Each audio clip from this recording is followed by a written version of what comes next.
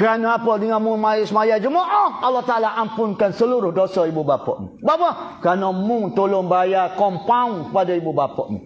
Terima kasih tak. Masa mu hidup dulu, ayah hidup dulu, ayah tidak marah kamu tak pergi Jumaat. Ayah tak ajar mu pergi semaya Jumaat. Ayah tak erek mu pergi semaya Jumaat. Ayah tak marah mu tak semaya Jumaat. Allah Ta'ala marah ke ayah, marah ke mu. Pasal tu tugas tanggungjawab ayah. Tugas tanggungjawab mu. Lah ni mu tolong khabar. Mu mari semaya Jumaat.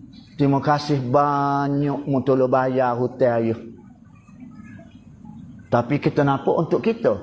Dalam masa yang sama untuk ibu dan bapa kita. Inilah yang orang panggil anak yang soleh. Walaupun sekarang kita sudah bergelar datuk. Kita ada cucu 30-40 orang. Tetapi pakai anak, sampai ke hari kiamat tidak akan hilang. Kita boleh royak gitu aja tuan-tuan. Mulai kepada tuan-tuan. Kalau tuan-tuan berasa saya ke ibu bapa, itulah hakikat.